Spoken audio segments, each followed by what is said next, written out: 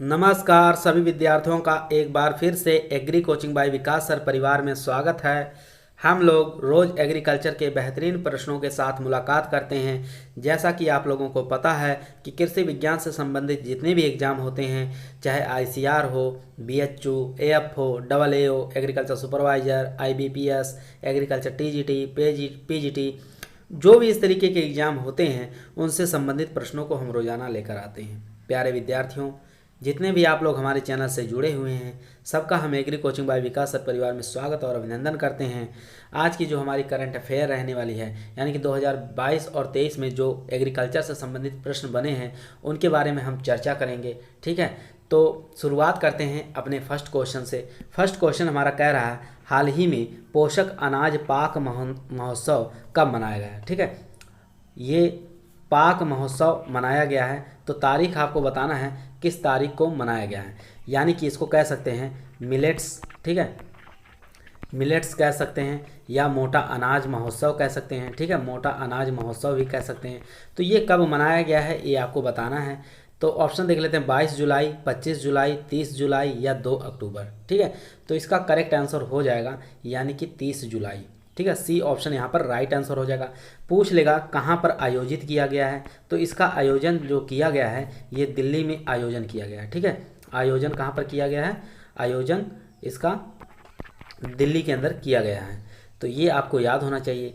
किसके द्वारा किया गया है ये भी आपको याद होना चाहिए, DASFW। ठीक है, यानी कि department of agriculture and farmers welfare. ठीक है, इसके द्वारा किया गया। और कुछ संस्थाएं और भी इसके साथ मिलकर जो इसका आयोजन करवाई हैं, जैसे ICR भी इसमें शामिल था। ठीक है, और IIMR भी शामिल था। ठीक है, IIMR भी शामिल था, और एक संस्था और थी IHM। ठीक है, ये संस्थाएं इसके साथ मिलकर इस महोत्सव को आयोजन करवाई थी। तो यहाँ पर हमारा सी ऑप्शन करेक्ट आंसर हो जाएगा। यहाँ पर पूछ लेगा कि IIMR। ठीक है, IIMR इसकी स्थापना कब हुई थी, तो इसकी स्थापना कब हुई थी, तो इसकी स्थापना 1958 में हुई थी। ठीक है, 1958 में स्थापना हुई थी। पहले इसका नाम IIMR नहीं था, पहले इसका नाम कुछ और था। उसका नाम था, पहले आपको याद होना चाहिए क्या नाम था, यानी कि PIRCOM, पहले इसका ये नाम था। उसके बाद 2000 इसको 14 से IIMR कर दिया गया, ये भी आपको याद होना चाहिए। ठीक है, तो इसका आयोजन कहाँ पर किया गया, यानी कि नई दिल्ली में। चलते हैं क्वेश्चन नंबर 2 पर। एक चीज़ और इसमें क्वेश्चन बन सकता है कि IIMR कहाँ पर है, तो ये यानी कि Indian institute of millet research इसको बोला जाता है। ठीक है, Indian institute of millet research बोला जाता है। ये कहाँ पर है, ये राजेंद्र नगर, हैदराबाद, तमिलनाडु के अंदर स्थित है। ठीक है, चलते हैं क्वेश्चन नंबर 2 पर। क्वेश्चन नंबर 2 आपके स्क्रीन पर है। क्वेश्चन को ध्यानपूर्वक पढ़ेंगे और इसका आंसर देंगे। क्वेश्चन कह रहा, हाल ही में भारत ने किस देश के साथ कृषि क्षेत्र में सहयोग बढ़ाने की सहमति बनी है।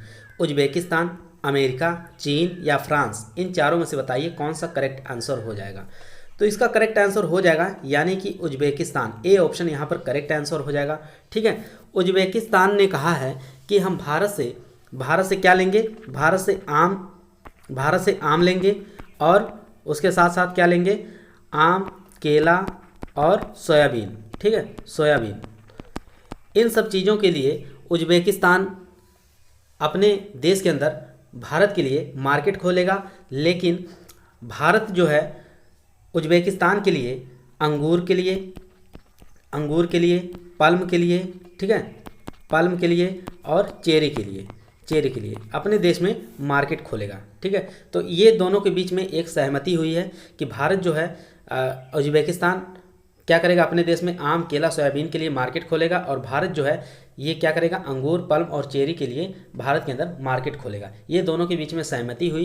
तो इन सब चीज़ों को आप याद रखेंगे। ठीक है, तो ए ऑप्शन हमारा यहाँ पर राइट आंसर हो जाएगा। पल्म का वैज्ञानिक नाम क्या होता है, आप लोग बताइए कमेंट में कि पल्म का वैज्ञानिक नाम क्या होता है और इसकी फैमिली क्या होती है। ठीक है, तो पल्म का वैज्ञानिक नाम जो होगा यानी कि क्या हो जाएगा, तो आपको याद होना चाहिए, कमेंट में एक बार ज़रूर लिखेंगे आप लोग। हाँ, तो प्रूनस एवियम इसका बॉटनिकल नेम होता है, प्रूनस एवियम। ठीक है, ये रोजेसी फैमिली का पल्म जो होता है रोजेसी फैमिली से होता है, गुलाब भी एक रोजेसी फैमिली का होता है। ठीक है, ए ऑप्शन यहाँ पर राइट। चलते हैं क्वेश्चन नंबर 3 पर।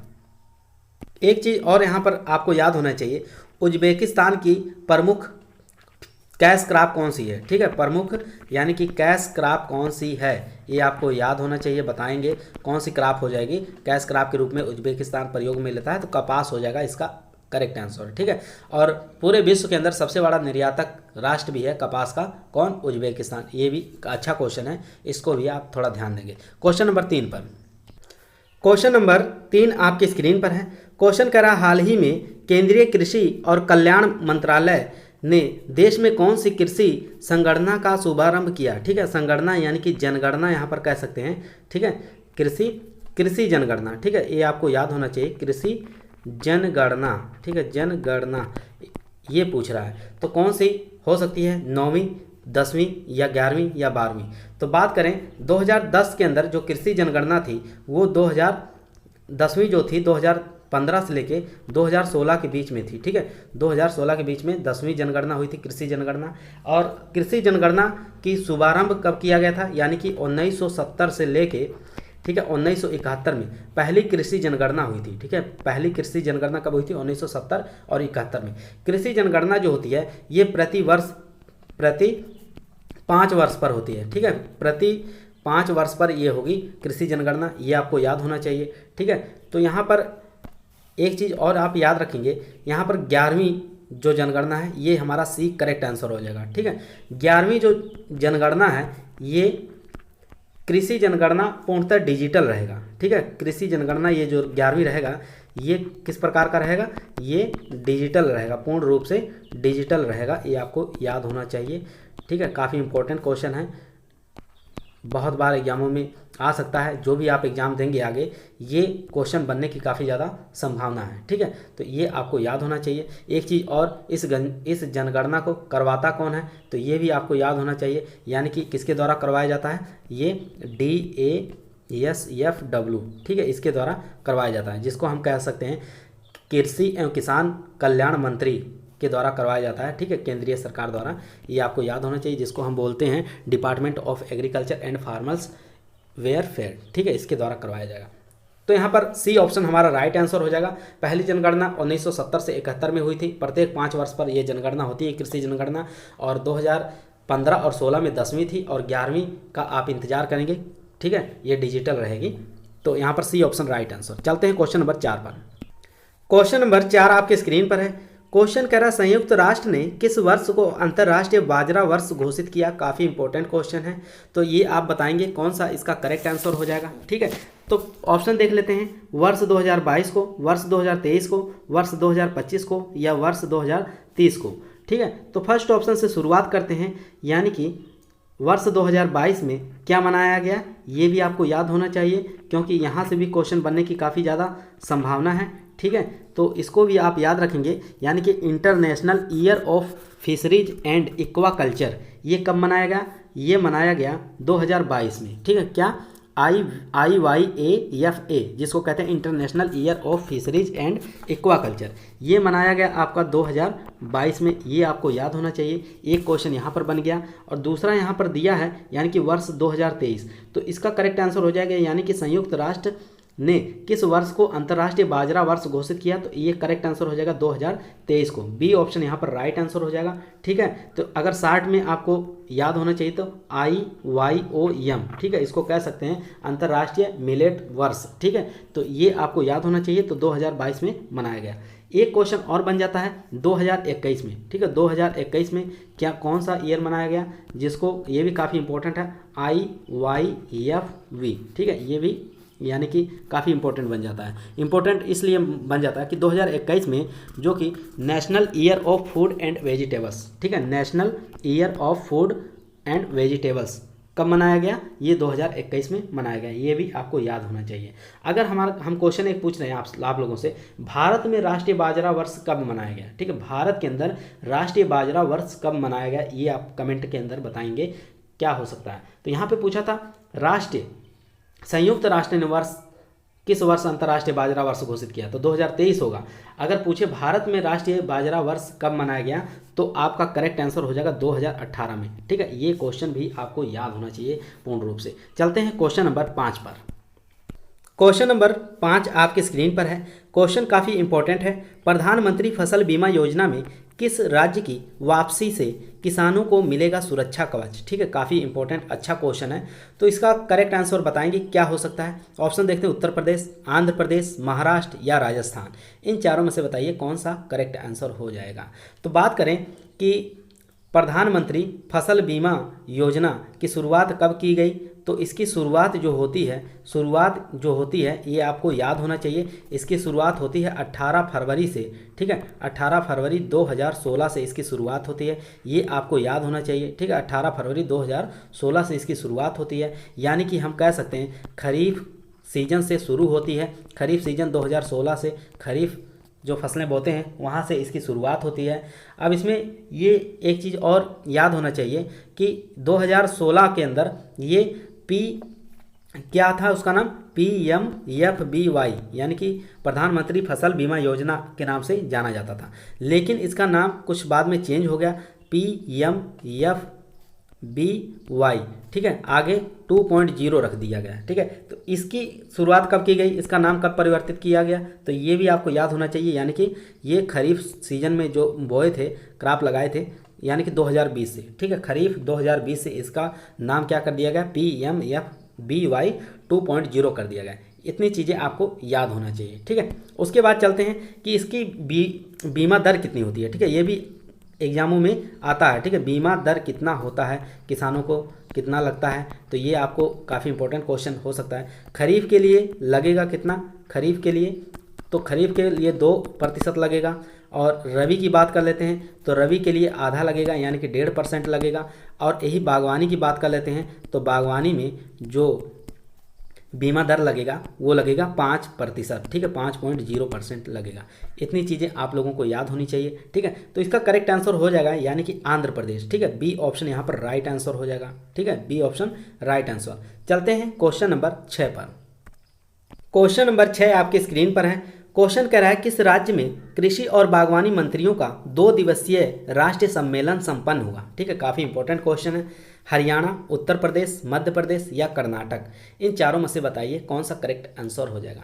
तो क्वेश्चन हम कुछ पूछ रहे हैं आप लोगों से, जैसे कि कृषि मंत्री कौन है, तो वर्तमान में केंद्रीय कृषि मंत्री के बारे में बताएंगे क्या है, यानी कि केंद्रीय कृषि मंत्री जो हैं हमारे श्री नरेंद्र सिंह तोमर हैं। ठीक है, नरेंद्र सिंह तोमर हैं, ये आपको याद होना चाहिए। कभी कभी आसान क्वेश्चन भी एग्जामों में पूछ लिया जाता है। ठीक है, तो इनके 2 सहायक मंत्री भी होते हैं। ठीक है, जिनको दर्जा दिया जाता है, केंद्रीय कृषि राज्य मंत्री का दर्जा दिया जाता है, लेकिन इनका सहयोग करते हैं। कौन कौन से हो सकते हैं, एक हैं श्री कैलाश चौधरी। ठीक है, एक हैं कैलाश चौधरी, इनके बारे में भी आपको याद होना चाहिए, कैलाश चौधरी। और दूसरे हैं सुश्री। ठीक है, सुश्री रहेगा, सुश्री शोभा। ठीक है, शोभा, ये 2 इनके सहयोगी हैं। तो ये चीज़ें आपको याद होना चाहिए। उसके बाद बात करते हैं, एक और क्वेश्चन आप लोगों से एग्जाम में पूछ सकता है कि रसायन और उर्वरक मंत्री कौन है। ठीक है, रसायन और उर्वरक केंद्रीय मंत्री कौन है, ये आपको बताएंगे कमेंट के अंदर। रसायन और उर्वरक केंद्रीय मंत्री कौन है वर्तमान में, तो इसका करेक्ट आंसर हो जाएगा यानी कि डॉक्टर मनुसुख मांडविया। ठीक है, मनुसुख मांडविया, ये हमारे हैं रसायन और उर्वरक केंद्रीय मंत्री। ठीक है, मांडविया, काफ़ी इंपॉर्टेंट क्वेश्चन है ये भी। तो यहाँ पर जो क्वेश्चन का करेक्ट आंसर हो जाएगा यानी कि कर्नाटक। ठीक है, कर्नाटक में इस बागवानी मंत्रियों का 2 दिवसीय राष्ट्रीय सम्मेलन कहाँ पर संपन्न करवाया गया, ये कर्नाटक के अंदर संपन्न किया गया। ठीक है, डी ऑप्शन यहाँ पर राइट आंसर हो जाएगा। कर्नाटक में एक अनुसंधान केंद्र भी है जिसको IIHR के नाम से भी बोला जाता है। ठीक है, तो ये भी आपको याद होना चाहिए। चलते हैं क्वेश्चन नंबर 7 पर। क्वेश्चन नंबर 7 देखेंगे, काफ़ी इंपॉर्टेंट क्वेश्चन है। क्वेश्चन कह रहा है कृषि एवं किसान कल्याण विभाग और किस अंतर्राष्ट्रीय अनुसंधान ने ICARI दक्षिण एशिया क्षेत्रीय केंद्र के चरण 2 की गतिविधियों के शुरू करने के समझौते पर हस्ताक्षर किए। ठीक है, तो काफ़ी इंपॉर्टेंट क्वेश्चन है।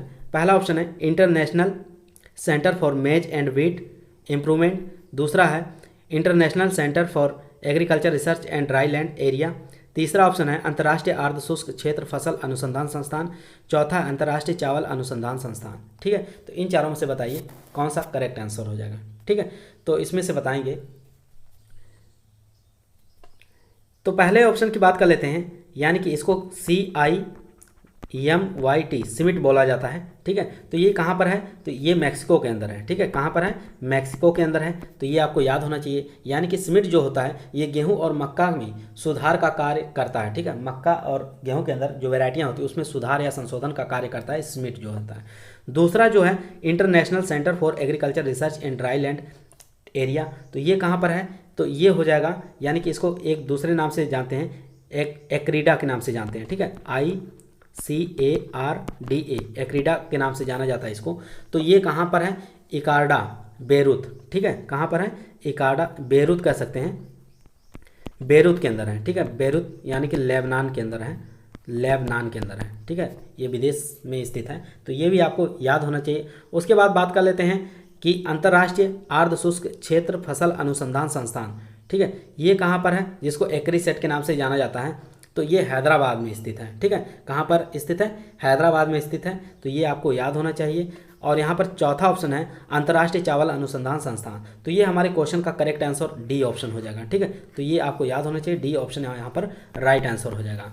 तो ये कहाँ पर है, अंतर्राष्ट्रीय चावल अनुसंधान संस्थान, ये तो जानते हैं कहाँ पर है, फिलीपींस के अंदर है, मनीला के अंदर। ठीक है, तो ये क्वेश्चन काफ़ी इंपॉर्टेंट है, आ सकते हैं एग्जाम में, तो इन सब क्वेश्चनों को छोड़िएगा नहीं, एकदम पढ़ के जाइएगा। चलते हैं क्वेश्चन नंबर 8 पर। क्वेश्चन नंबर 8 आपके स्क्रीन पर है। क्वेश्चन कह रहा हाल ही में राष्ट्रीय मछली किसान दिवस कब मनाया गया। ठीक है, काफ़ी इंपॉर्टेंट क्वेश्चन है, बताना है राष्ट्रीय मछली किसान दिवस कब मनाया गया, 10 जुलाई 2022 को, 15 जुलाई 2022 को, 25 जुलाई 2022 को या 1 अगस्त 2022 को।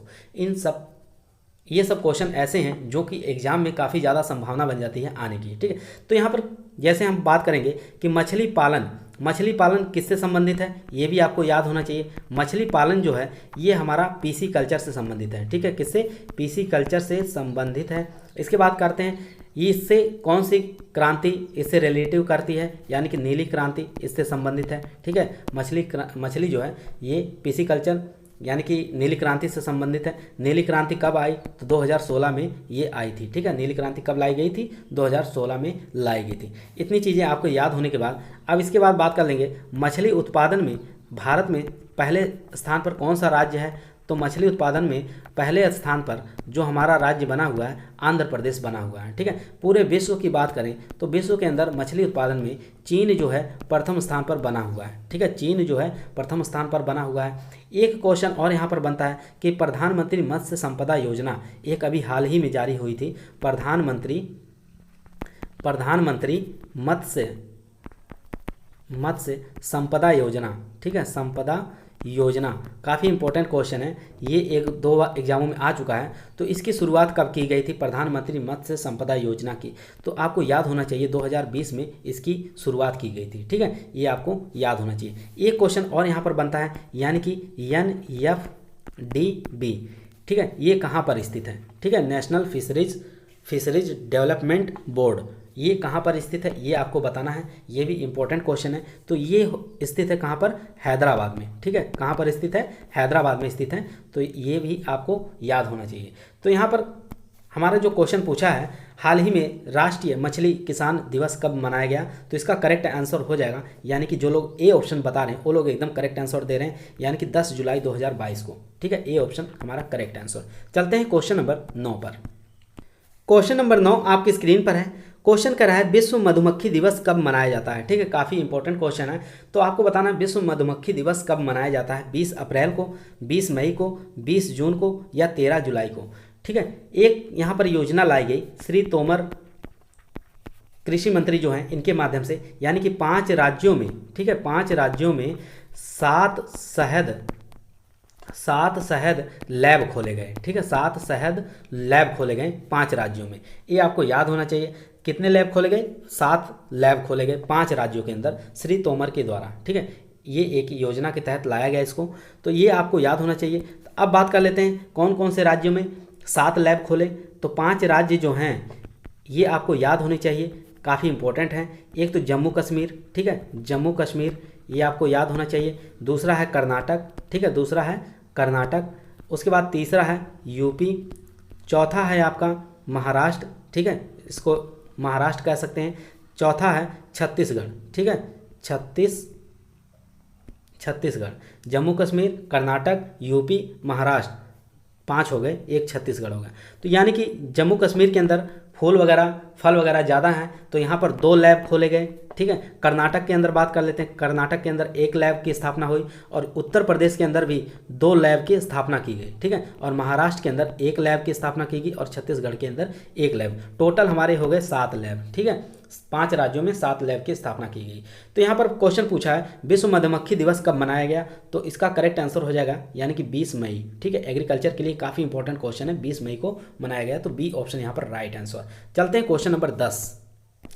क्वेश्चन नंबर 10 आज का हमारा लास्ट क्वेश्चन रहेगा।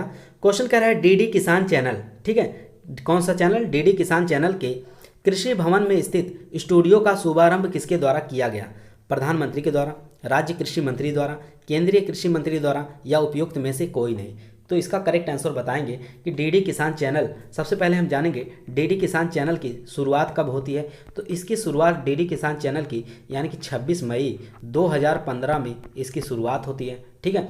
26 मई 2015 को इसकी क्या होती है, शुरुआत होती है, ये आपको याद होना चाहिए, ठीक है। तो इसकी शुभारंभ किसके द्वारा किया गया था, तो सी ऑप्शन यहाँ पर राइट आंसर हो जाएगा यानी कि केंद्रीय कृषि मंत्री द्वारा, ठीक है, केंद्रीय कृषि मंत्री, सी ऑप्शन यहाँ पर राइट आंसर हो जाएगा, ठीक है। इसमें किसानों को नई नई जानकारी, नई नई जो बीज आ रहे हैं, नए नए शोध संबंधित इसकी जानकारी दी जाती है। ये 24 घंटा किसानों से संबंधित चैनल है, ठीक है। डीडी किसान चैनल जो है इस पर किसानों से संबंधित 24 घंटा कुछ न कुछ जानकारी दी जाती है इस पर, ठीक है। कुछ इस पे कार्यक्रम भी चलते हैं जैसे कि कृषि चौपाल कह सकते हैं, ठीक है, कृषि चौपाल, किसानों से वार्तालाप जो होती है, कृषि चौपाल हो गया। आपसी वार्तालाप, ठीक है, किसानों से डायरेक्ट संपर्क बनाकर उनसे वार्तालाप किया जाता है, ठीक है। तो ये चैनल इस क्षेत्र के लिए काफ़ी अहम भूमिका निभा रहा है, कृषि क्षेत्र के लिए। तो यहाँ पर सी ऑप्शन हमारा राइट आंसर हो जाएगा। चलते हैं, आज का वीडियो हमारा यहीं समाप्त हुआ। अगर आप लोगों को अच्छा लगा हो तो कमेंट जरूर करिएगा और लाइक ज़रूर करिएगा। चैनल पे नए आए हैं तो सब्सक्राइब जरूर करिएगा। सभी लोगों को धन्यवाद।